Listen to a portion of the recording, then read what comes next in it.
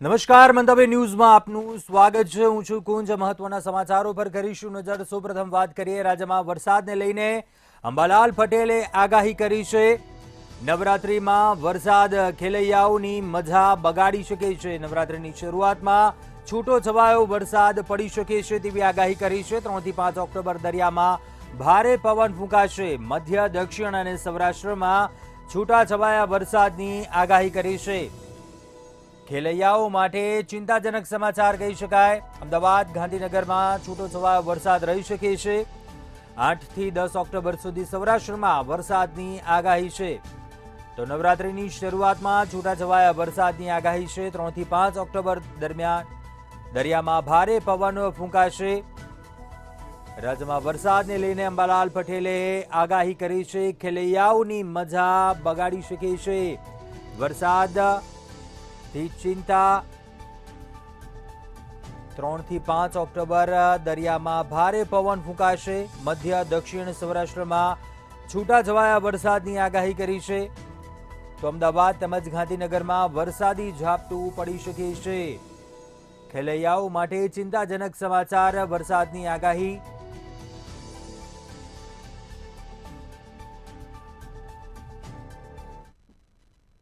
નવરાત્રિની શરૂઆતમાં હસ્ત નક્ષત્ર છે એટલે તારીખ 3 થી 5 દરિયા કિનારે ભારે પવન ફૂંકાશે અને ક્યાંક હળવો વરસાદ કે છાંટા થઈ શકે। શરૂઆતના નવરાત્રિમાં લગભગ કોઈ મજબૂત સિસ્ટમ જણાતી નથી। આમ છતાં સ્થાનિક સિસ્ટમ બનતા ગરમીના કારણે શરૂઆતમાં હસ્ત નક્ષત્રમાં ક્યાંક છાંટા છૂટી થઈ શકે, ક્યાંક હળવો વરસાદ થઈ શકે।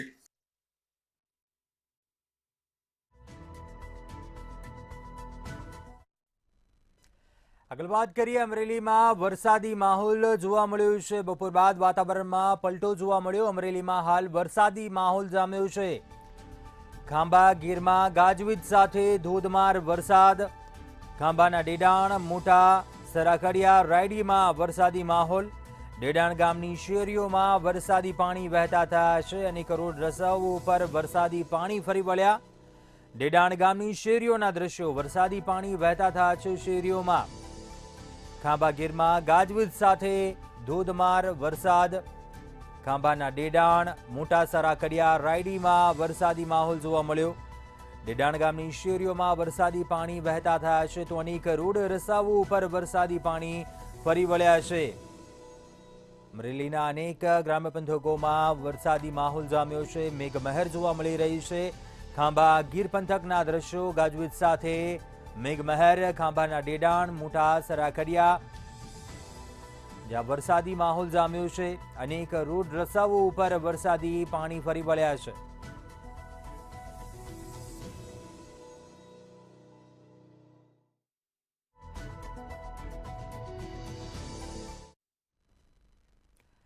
તો અમરેલી જિલ્લામાં વરસાદી માહોલ જોવા મળ્યો છે। ગ્રામ્ય પંથકોમાં પણ ગાજવીજ સાથે ધોધમાર વરસાદ વરસી રહ્યો છે। તો અમરેલી શહેરમાં પણ વરસાદી માહોલ જામ્યો છે। વરસાદથી શહેરના અનેક વિસ્તારોમાં પાણી ભરાયા છે। વરસાદથી રાજકમલ ચોકમાં ઘૂંટણસમા પાણી ભરાઈ ગયા। લાઠી સહિત આસપાસના ગ્રામ્ય વિસ્તારોમાં પણ વરસાદની તોફાની બેટિંગ। વીજળીના કડાકા ભડાકા સાથે સાર્વત્રિક વરસાદ જોવા મળી રહ્યો છે। અમરેલી શહેરમાં વરસાદી માહોલ જામ્યો છે। શહેરના અનેક વિસ્તારોમાં પાણી ભરાયા છે। વરસાદથી રાજકમલ ચોકમાં ઘૂંટણસમા પાણી ભરાયા। લાઠી સહિત આસપાસના ગ્રામ્ય વિસ્તારોમાં પણ વરસાદી માહોલ જોવા મળ્યો।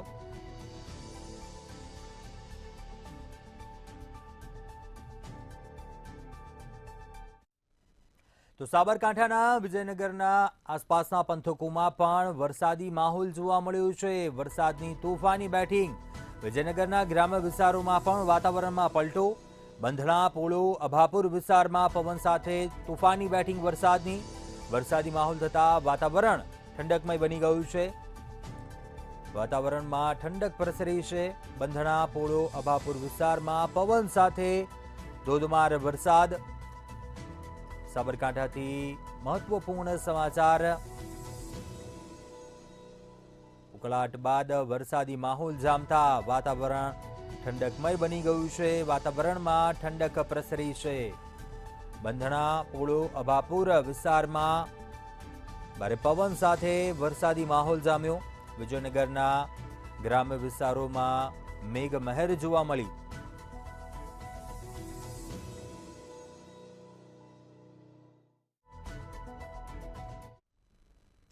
તો રાજકોટથી મોટા સમાચાર સામે આવી રહ્યા છે. ગેરકાયદેસર બાંધકામને લઈને મહત્વપૂર્ણ સમાચાર સામે આવી રહ્યા છે.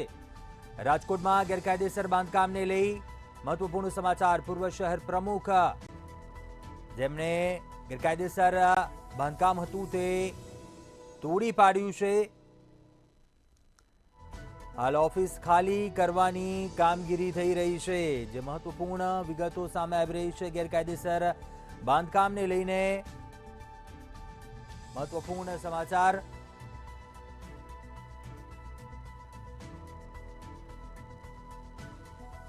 પૂર્વ શહેર પ્રમુખ કમલેશ મેરાણી ઓફિસ પર બુલડોઝર ફરશે.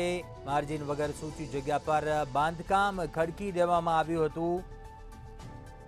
જોકે સાધુ વસવાણી રોડ પર આવેલી ઓફિસ જે છેલ્લા કેટલાક સમયથી વિવાદમાં આવી હતી, હાલ ઓફિસ ખાલી કરવાની કામગીરી થઈ રહી છે. રાજકોટથી મહત્વપૂર્ણ સમાચાર.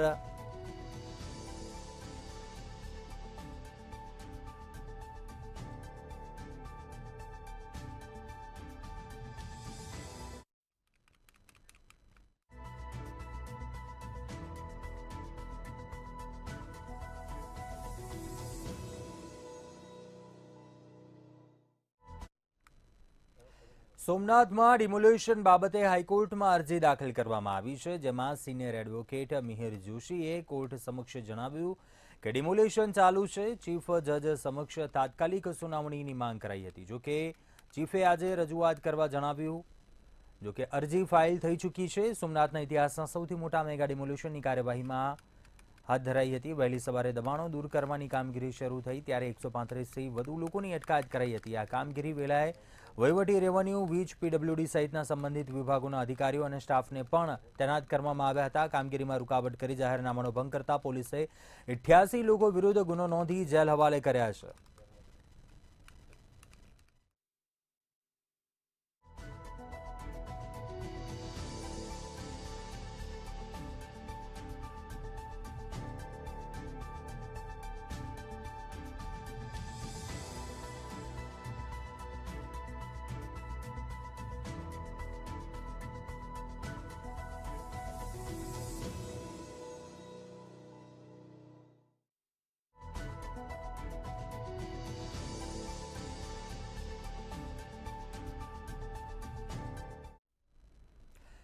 અમદાવાદના ચાણક્યપુરીમાં આવેલી શિવમ આર્કેડ, જ્યાં કેટલાક સામાજિક તત્વોએ હંગામો મચાવ્યો હતો. મોડી રાત્રિએ સોસાયટીના ચેરમેને દારૂ અંગે ઠપકો આપતા ટપોરીઓ હથિયારો સાથે ઘૂસી ગયા હતા અને આતંક મચાવ્યો હતો. તેમજ પથ્થરમારો કરતા લોકો ભયમાં મુકાયા હતા. જેને લઈને પોલીસ દ્વારા શિવમ માર્કેટ પર ચુસ્ત બંદોબસ્ત ગોઠવાયો છે. સાથે સીએમ ભૂપેન્દ્ર પટેલે પણ આ ઘટનાની ગંભીર નોંધ લેવા આદેશ આપ્યા છે. પોલીસે મોટાભાગના આરોપીઓ પોલીસે ધરપકડ કરી છે અને આ સમગ્ર મામલે વધુ તપાસ હાથ ધરી છે. દરવાજો બંધ કર્યો એટલે અહીંયાથી એ બે જે વ્યક્તિ પકડાયા હતા એ બહાર જતા રહ્યા. એમને છોડાવી દીધા એ લોકોએ. અને આ પબ્લિક હતી એમને મેં લેડીઝોને આમ સાઈડ કરાવી દીધી. અમે અહીંયા ઊભા રહ્યા. મેં કીધું જ્યાં સુધી અંદર ના કૂદે ત્યાં સુધી કાયદો હાથમાં લેવો નથી. અમે અહીંથી જોર જોરથી બોલ્યા. હું બોલ્યો કે વિડીયો ઉતારો, આ કરો, તે કરો. ત્યાં સુધી પછી એ લોકો થોડા ઘણા પાછા પડ્યા ને અંદર કૂદવાનું બંધ રાખ્યું ને એ પાછા ગયા. પણ અમારું તોડફોડ એ લોકોએ બહુ જ કર્યું. ત્રીજો આવ્યો તો દારૂ પીધેલી હાલતમાં હતો. ત્રીજો આવ્યો અજાણ્યો, મને લાગેલો એને પૂછતાછ કરી અને પછી તો સોસાયટીના મેમ્બર્સ આવી ગયા અને એ દારૂ પીધેલો હતો એને બધી પૂછતાછ કરવા માંડી. અને પછી જે એક ઈસમ નાસી ગયો એ બધાને તલવારધારી હથિયારધારી માણસોને લઈને આવ્યો. પછી તલવારો ઝીકાઈ, પથ્થરબાજી થઈ. સીસીટીવી ન્યૂઝમાં છે. અને સોસાયટીના જે 205 નંબરનું મકાન છે એમાંથી 2 થેલા ભરીને દારૂ નીકળ્યો. તો મહત્વપૂર્ણ સમાચાર. અમદાવાદના ચાણક્યપુરીમાં બનેલા પથ્થરમારાની ઘટનાને લઈને વધુ વિગતો સામે આવી છે. શિવ માર્કેટમાં તોડફોડનો મામલો બન્યો હતો. ગઈકાલે સોલા પોલીસે 5 આરોપીઓની ધરપકડ કરી લીધી છે. કેસની તપાસ આજે ક્રાઇમ બ્રાન્ચને સોંપવામાં આવી. ક્રાઇમ બ્રાન્ચની ટીમ આરોપીઓ સાથે શિવમ આર્કેડ પહોંચી છે. દુખાવોને સાથે રાખી ક્રાઇમ બ્રાન્ચની ટીમે ઘટનાનું રિકન્સ્ટ્રક્શન કર્યું. ગઈકાલે સાંજે આ ઘટના બની હતી શિવમ માર્કેટમાં. દુખાવો પાસે પોલીસે માફી મંગાવી છે. તમામ આરોપીઓને સાથે રાખીને પોલીસ શિવમ માર્કેટ પર પહોંચી હતી. ઘટનાનું રિકન્સ્ટ્રક્શન કરવામાં આવ્યું અને શહેરમાં માફી મંગાવી ક્રાઇમ બ્રાન્ચની ટીમ આરોપીઓ સાથે શિવમ માર્કેટ પહોંચી છે. ગઈકાલે અમદાવાદના ચાણક્યપુરી વિસ્તારમાં દુખાવોએ અસામાજિક તત્વોએ આતંક મચાવ્યો હતો, ત્યારે સાથે રાખી આરોપીઓને રિકન્સ્ટ્રક્શન હાથ ધરવામાં આવ્યું છે.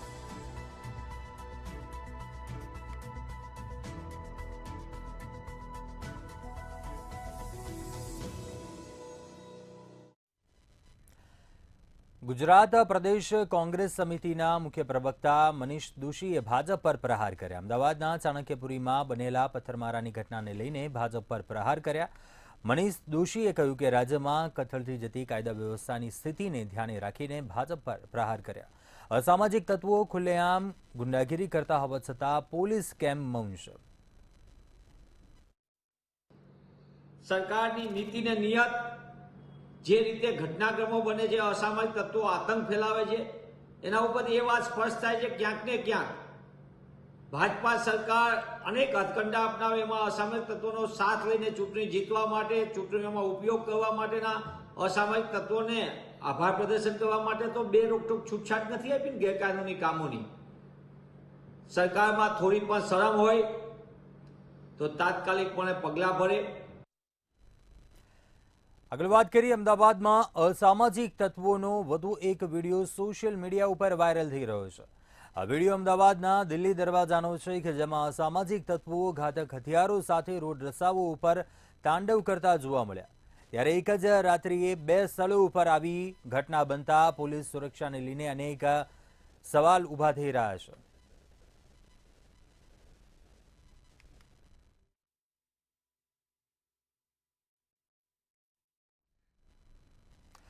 પાટીદાર આગેવાન દિનેશ બાંભણિયા સીસીએની પરીક્ષા મુદ્દે પ્રતિક્રિયા આપી. પરીક્ષામાં 2 દિવસની અંદર સરકાર નિર્ણય નહીં કરે તો બિન અનામત વર્ગના હોદ્દેદારો અને વિદ્યાર્થીઓની એક મહત્વની બેઠક મળશે.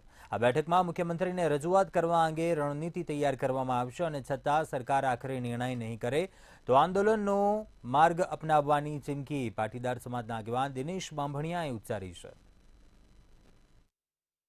આજે કમલ દયાણી સાહેબ તરફથી 2 દિવસમાં નિર્ણય લેવા માટેનું અમને જાણ કરવામાં આવી છે, પરંતુ જો આ 2 દિવસ પછી કોઈ પણ જાતનો આમાં સુધારો કરવામાં નહીં આવે તો પાટીદાર સમાજની, બ્રહ્મ સમાજની અને રાજપૂત સમાજ સહિતની બિન અનામત વર્ગની તમામ સંસ્થાઓની મિટિંગ ગાંધીનગરમાં ગુરુવાર અથવા શુક્રવારના દિવસે રાખવામાં આવશે અને તમામ ગુજરાતના વિદ્યાર્થીઓને અમારા કેમ્પસમાં બોલાવવામાં આવશે અને વિદ્યાર્થીઓની સાથે રહી અને આ બાબતે માનનીય મુખ્યમંત્રીશ્રીનો સમય લઈશું અને મુખ્યમંત્રીશ્રી સુધી આ વાત પહોંચાડીશું. અત્યારે રજૂઆતના સ્ટેજમાં છીએ, એટલે રજૂઆત પૂરી થાય ને જો પરિણામ નહીં આવે મુખ્યમંત્રી સુધી તો આંદોલનના પણ અમે મંડાણ કરીશું. વડોદરા પર 2 મહિનામાં ત્રીજી વાર પૂરનું સંકટ મંડરાયું છે. ત્યારે કાલાઘોડા બ્રિજ પાસે જળ સપાટીમાં ઘટાડો નોંધાવાની શરૂઆત થઈ છે. સપાટી 25.7 ફૂટથી ઘટીને 24.96 ફૂટ પર આવી ગઈ છે. ઉપરવાસમાં અને વડોદરામાં છેલ્લા કેટલાક કલાકોથી વરસાદ ન પડતા સપાટીમાં ઘટાડો થયો છે. સપાટી ઘટતાની સાથે જ નીચાણવાળા વિસ્તારોમાંથી પાણી ઓસરી રહ્યા છે.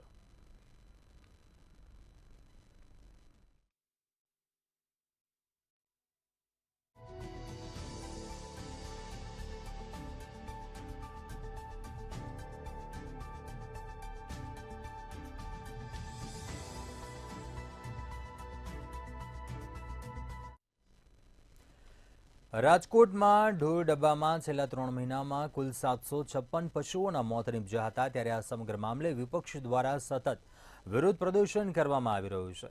શહેર કોંગ્રેસ કોર્પોરેટર વશરામ સાગઠિયા અને કોમલબેન ભારાઈ સહિતનાઓએ આજી ડેમ પાસે આવેલા ઢોર ડબ્બા ખાતે સરપ્રાઇઝ દરોડા પાડ્યા હતા, જેમાં 532ની કેપેસિટી હોવા છતાં 1045 પશુઓ રાખવામાં આવ્યા હતા.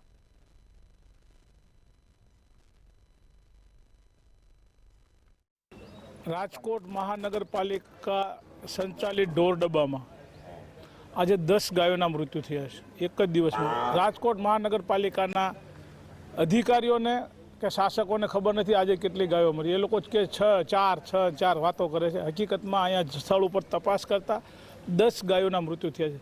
4 ગાયો આ ગાડીમાં પડી છે, 6 ગાયો અહીંયા તમે નીચે જોઈ. તેમ છતાં રાજકોટ મહાનગરપાલિકા છુપાવે છે શા માટે? અરે ભાઈ જરીક તો શરમ કરો. રાજકોટ મહાનગરપાલિકા દ્વારા જ્યારે ઢોર પકડવાના મુદ્દે ઢોરને પકડવામાં આવતા ત્યારે ઢોર છે કાં નબળા હોય, પ્લાસ્ટિક એને ખાધું હોય અને બીમાર હોય એવા ઢોરોને આપણે ડબ્બે પૂરેલા હતા. અને આ આખું સંચાલન જીવદયા પ્રેમીને આપણે સોંપેલું છે. અને જે ઢોર મૃત્યુ પામ્યા છે તે બીમારીને લીધે પણ મૃત્યુ પામ્યા હોય અને નબળાઈના લીધે પણ તેઓ મૃત્યુ પામ્યા હોય. આ સમગ્ર સંચાલન જીવદયા પ્રેમી ટ્રસ્ટને આપણે સોંપેલું છે. અમરેલીના સાવરકુંડલામાં ભાજપ નેતા પર જીવલેણ હુમલો કરાયો છે, જેમાં તાલુકા ભાજપના મહામંત્રી પર હુમલો કરાયો હતો. ભાજપ નેતા ચેતન માલાણી પર જીવલેણ હુમલા પગલે પૂર્વ સાંસદ નારાયણ કાછડિયા દોડી ગયા હતા. સંપ બનાવવાની ફાળવણી બાબતે હુમલાનું અનુમાન કરાયું છે. હાલ ચેતન માલાણી અમરેલી સિવિલમાં દાખલ છે.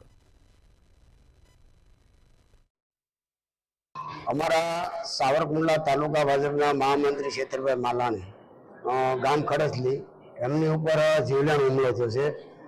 કદાચ બચાવવાવાળા જો ન પહોંચ્યા હોય 5 મિનિટ તો કદાચ એમનું મર્ડર પણ થઈ જાય.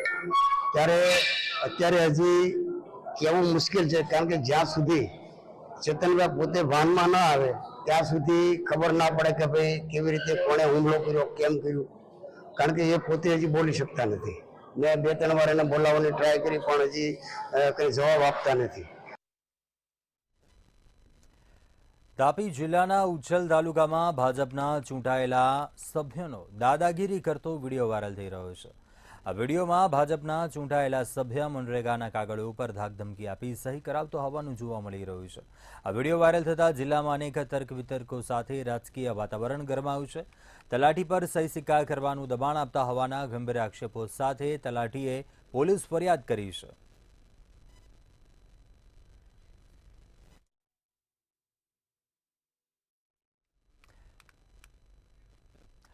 આગળ વાત કરીએ, દાહોદમાં 6 વર્ષની બાળકી સાથે દુષ્કર્મ અને હત્યાનો મામલો સામે આવ્યો હતો. ત્યારે આ મામલે દાહોદ જિલ્લા યુથ કોંગ્રેસ દ્વારા મુખ્યમંત્રીના પુતળું દહન કરીને સૂત્રોચ્ચાર કરવામાં આવ્યા. કોંગ્રેસ દ્વારા સિંગવડ મામલતદારને આવેદનપત્ર આપવામાં આવ્યું, તેમજ બાળકીની હત્યા કરનાર આચાર્યને ફાંસીની સજા આપવામાં આવે તેવી માંગણી કરાઈ હતી.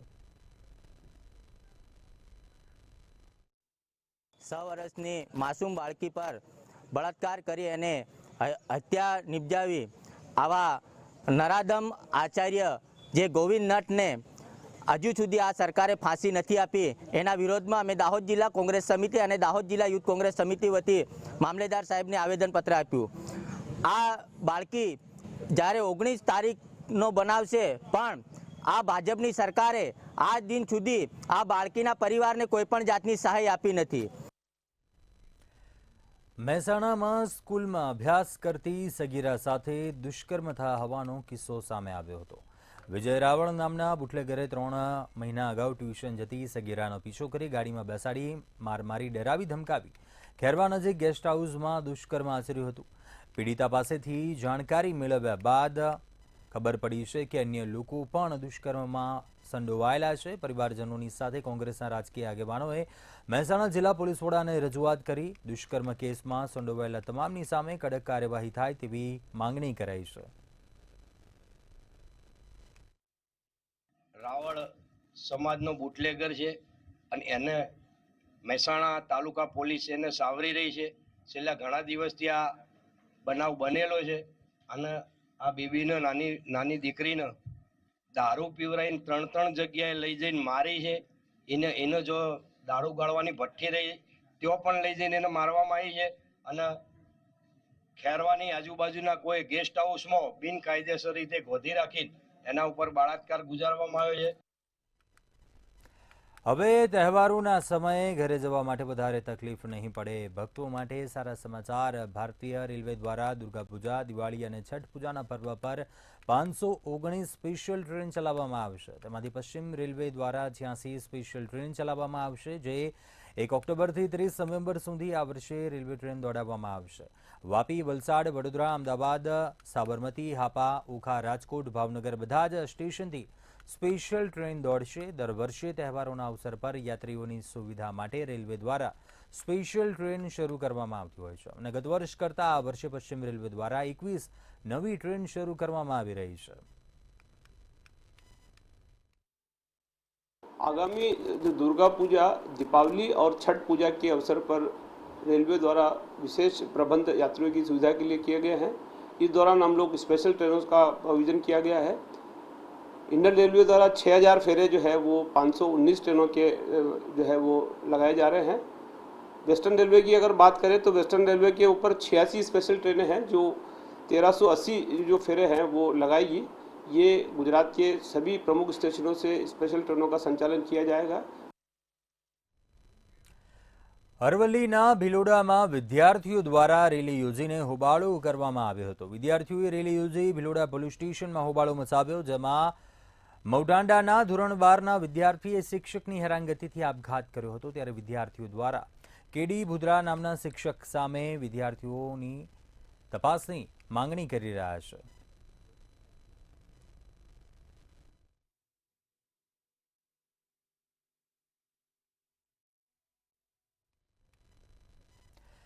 અમદાવાદ ગ્રામ્ય ડીઈઓ દ્વારા 1 અઠવાડિયા પહેલા કરેલા પરિપત્ર મુજબ સ્કૂલોમાં વાહનો લઈને જતા સગીર વિદ્યાર્થીઓ સામે કડક કાર્યવાહી કરવાની વાત કરવામાં આવી હતી. જેના અનુસંધાને આજે ગ્રામ્ય ડીઈઓ કૃપા ઝા તેમજ ટ્રાફિક પોલીસ દ્વારા સ્કૂલોની બહાર અનધિકૃત વાહનો લાવતા વિદ્યાર્થીઓ સામે કાયદાકીય પગલાં લેવામાં આવ્યા. આ ચેકિંગ દરમિયાન 30 થી 40 એવા વિદ્યાર્થીઓ મળી આવ્યા કે જેઓ અનધિકૃત વાહન ચલાવતા હતા. ત્યારે તેઓની સામે કાયદેસરની કાર્યવાહી કરવામાં આવી હતી અને ભવિષ્યમાં તેઓ આવું ન કરે તેટલા માટે તેમને ટ્રાફિકના નિયમો પણ સમજાવવામાં આવ્યા હતા.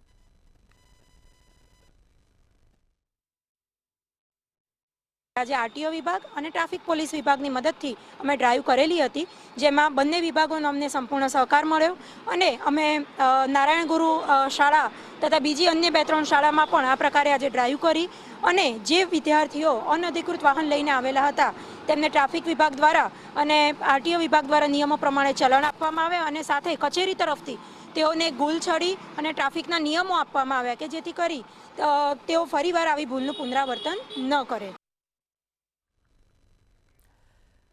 રાજ્યની અંદર ડેન્ગ્યુનો કહેર હજુ પણ યથાવત જોવા મળી રહ્યો છે. ત્યારે અમદાવાદની સારવાર સિવિલ હોસ્પિટલમાં ડેન્ગ્યુના કેસમાં સતત વધારો નોંધાઈ રહ્યો છે.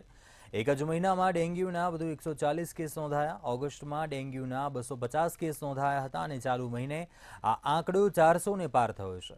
સિવિલ હોસ્પિટલમાં 3200ની આસપાસ ઓપીડી નોંધાઈ રહી છે. જ્યારે મેલેરિયાના આ મહિને 94 કેસ નોંધાયા. ન્યુમોનિયાના ચાલુ મહિને 16 દર્દી નોંધાયા છે.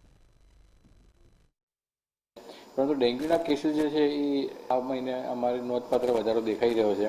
250ની સામે તમે 390 લગભગ તમે ગણો તો 30-40% જેવો વધારો કહી શકાય.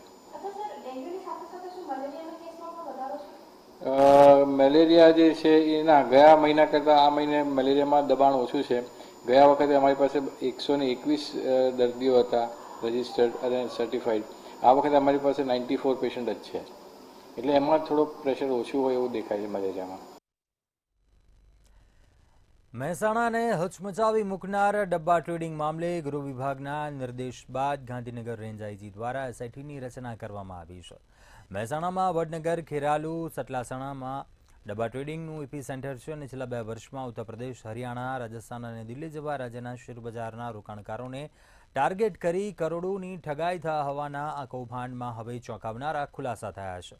એસઆઈટીએ આ મામલે છેલ્લા 10 દિવસમાં 45 આરોપીઓને દબોચી લીધા છે.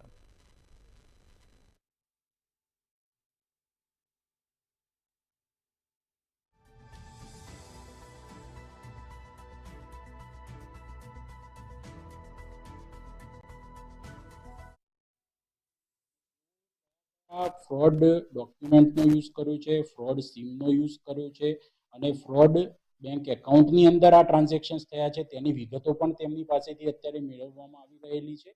અને આ જે એકાઉન્ટ ખોલવાની અંદર પર્ટિક્યુલર કોઈ બેંકમાં કોઈ કેવાયસી સ્કીપ કરીને કે કેવાયસી કરી અને કોઈ એકાઉન્ટ ખોલાવવામાં આવેલા છે તે સમગ્ર પાસાઓ ઉપર અત્યારે પોલીસ તપાસ ચાલી રહેલી છે. અન્ય મહત્વપૂર્ણ સમાચાર સામે આવી રહ્યા છે.